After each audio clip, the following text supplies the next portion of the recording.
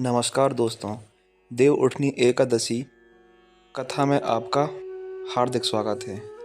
एक शंकासुर नामक राक्षस था। शंकासुर ने तीनों लोकों में बहुत ही उत्पात मचाया हुआ था। तब सभी देवताओं के आग्रह करने पर भगवान विष्णु ने उस राक्षस से युद्ध किया और यह युद्ध कई वर्षों तक चला। युद्ध में वह असुर मारा गया और उसके बाद भगवान विष्णु विश्राम करने चले गए। कार्तिक शुक्ल एकादशी के दिन भगवान विष्णु की हृदय टूटी थी और सभी देवताओं ने भगवान विष्णु की पूजा की थी। शिव महापुराण के अनुसार पौराणिक समय में दैत्यों का राजा दंभ हुआ करता था। वह बहुत बड़ा विष्णु भक्त था। कई सालों तक उसके यहाँ संतान नहीं होने के कारण उसने शुक्राचार्य को अपना गुरु बनाकर उनसे श्री कृष्ण मंत्र प्राप्त किया।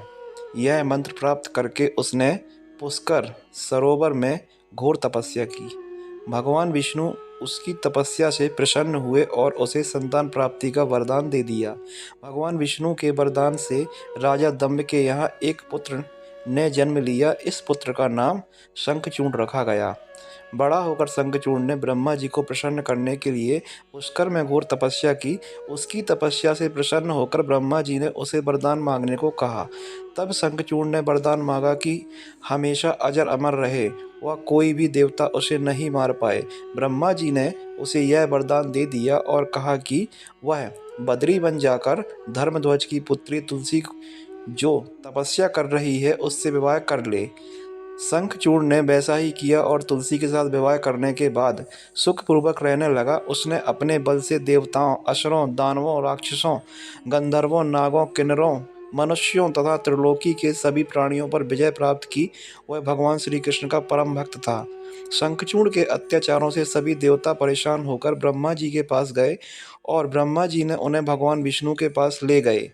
भगवान विष्णु ने कहा कि शंखचूड़ की मृत्यु भगवान शिव के त्रिशूल से होगी, अतः आप उनके पास जाएं। भगवान शिव ने चित्ररथ नामक गढ़ को अपना दूत बनाकर शंखचूड़ के पास भेजा।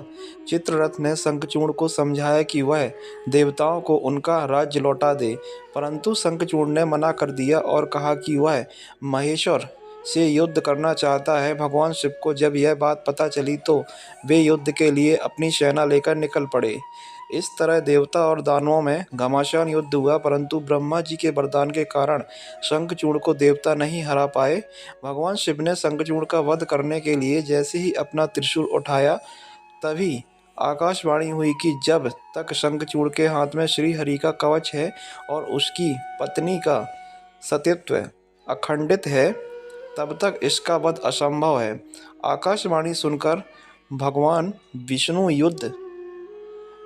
विष्णु वृद्ध ब्राह्मण का रूप धारण कर उससे श्री हरि का कवच दान में मांग लेते हैं। शंखचूड़ ने यह कवच बिना किसी संकोच के दान कर दिया। इसके बाद भगवान विष्णु शंखचूड़ का रूप बनाकर तुलसी के पास गए।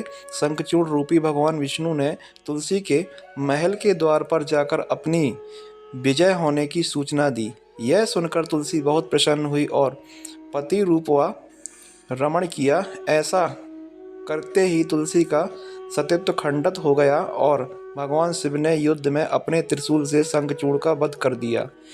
तब तुलसी को पता चला कि वे उनके पति नहीं बल्कि वे तो भगवान विष्णु हैं। क्रोध में आकर तुलसी ने कहा कि आपने छलपूर्वक मेरा धर्म नष्ट किया है और मेरे पति को मार डाला, अतः मैं आपको श्राप देती हूँ कि आप पाषाण होकर धरती पर रहें। तब भगवान विष्णु ने कहा, देवी, तुम मेरे लिए भारतवर्ष में रहकर बहुत दिनों तक तपस्या कर चुकी हो। तुम्हारा यह शरीर नदी रूप में बदलकर गंडकी नामक नदी के रूप में प्रसिद्ध होगा। तुम पुष्पों में श्रेष्ठ तुलसी का वृक्ष बन जाओगी और सदा मेरे साथ रहोगी। तुम्हारे श्राप को सत्य करने के लिए मैं पाषाण अर्थात शालिग्राम बनकर रहूँगा। गंडक नदी के तट पर मेरा वास होगा। देव प्रबोधिनी एकादशी के दिन भगवान शालिग्राम व तुलसी का विवाह संपन्न कर मांगलिक कार्यों का प्रारंभ किया जाता है। हिंदू धर्म मान्यता के अनुसार इस दिन तुलसी शालिग्राम विवाह करने से अपार पुण्य की प्राप्ति होती है।